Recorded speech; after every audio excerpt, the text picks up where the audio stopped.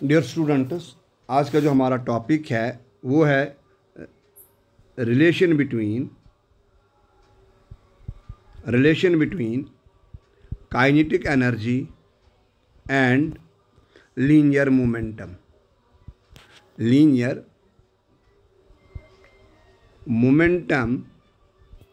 Of A particle.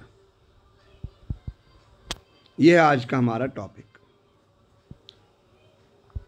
क्या topic? Relation between kinetic energy and linear momentum of A particle.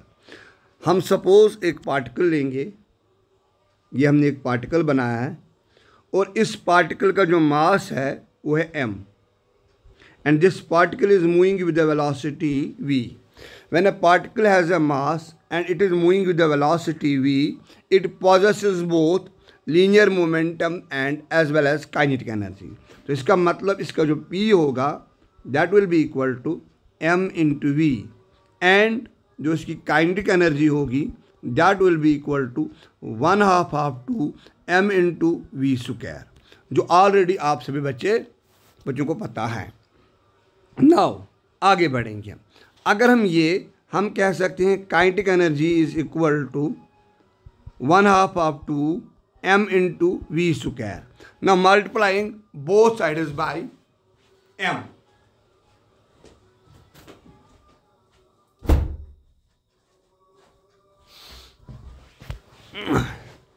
Multiplying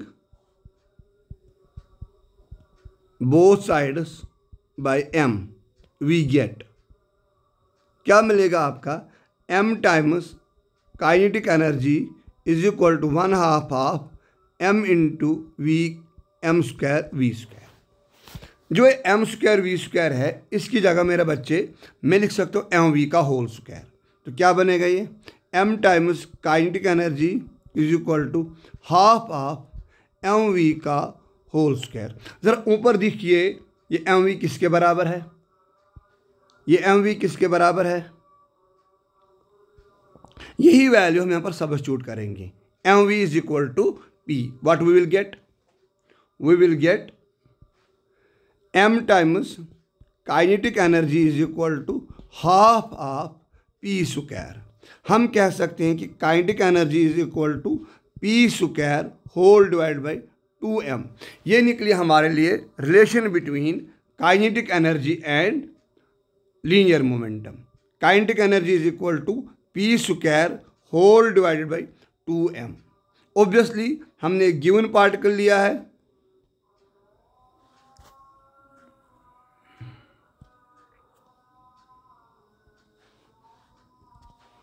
तो ये क्या बनेगा?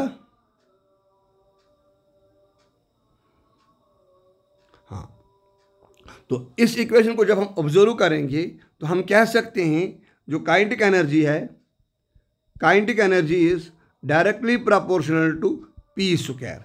ज़रा इन दो के बीच में हम एक ग्राफ ड्रा करेंगे।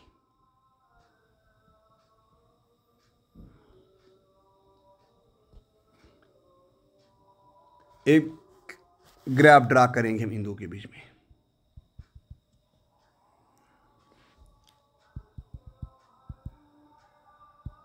हम कहाँ तक पहुँचे? Kinetic energy is directly proportional to p square. अब इनके बीच में हम एक ग्राफ ड्रा करेंगे। ग्राफ कैसे ड्रा करेंगे?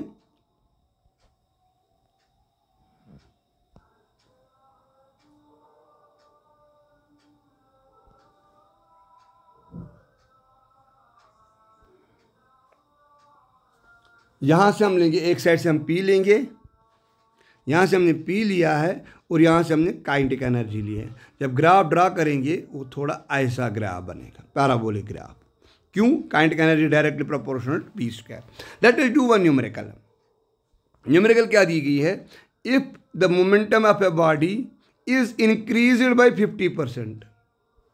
इंक्रीज बाय 50% का मतलब था कि जो इसका मोमेंटम हुआ, चेंज इन मोमेंटम हुआ है p/2। अगर ये 100% होता तो इंक्रीज हो जाता है p, अगर 100% एग्जामिनर ने दिया। अगर उसने 200% दिया इंक्रीज तो 2p आ जाएगा। अगर इसने 300% दिया इंक्रीज तो 3p आ जाएगा। लेकिन इसने दिया है 50% इंक्रीज तो इसका मतलब यह आएगा p/2। ऑलरेडी इसका लीनियर मोमेंटम कितना था, p, इंक्रीज कितना हुआ, p/2।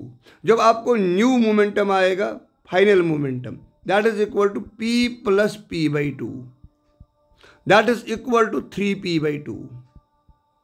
तो अब जो हमारे पास ऑलरेडी इसका मोमेंटम था वो p था, इनिशियल मोमेंटम p था, फाइनल मोमेंटम हुआ p/2।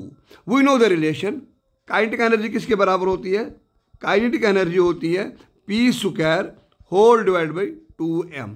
अगर मैं कहूँ आपको काइनेटिक एनर्जी फाइनल, वो क्या आ जाएगी, मोमेंटम फाइनल का whole square whole divide by 2m। जो आपका ये फाइनल मोमेंटम है, इसकी जगह हम ये वैल्यू सब्स्टिट्यूट करेंगे।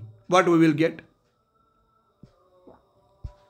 Kinetic energy final is equal to, क्या है पी फाइनल का वैल्यू, शाबाश, 3p/2 का होल स्क्वायर, और इसके बाद आ जाएगा अपना 1/2m।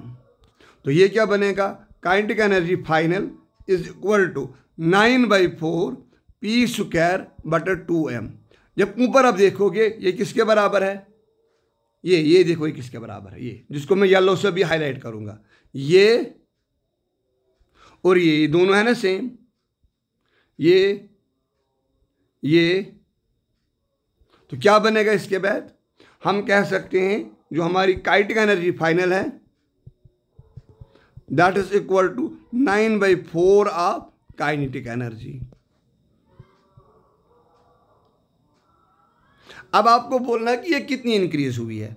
हमेशा डेल्टा ई काइनेटिक एनर्जी क्या बनेगा, के फाइनल माइनस के इनिशियल। के फाइनल कितना दिया गया है, 9/4 के माइनस आ जाएगा के। After solving this you will get के इज इक्वल टू 5/4 ऑफ के। ये हो गया 4 1 4, 4.25। तो हम कह सकते हैं कि जो चेंज इन काइनेटिक एनर्जी है, change in kinetic energy is equal to 1.25 times of kinetic.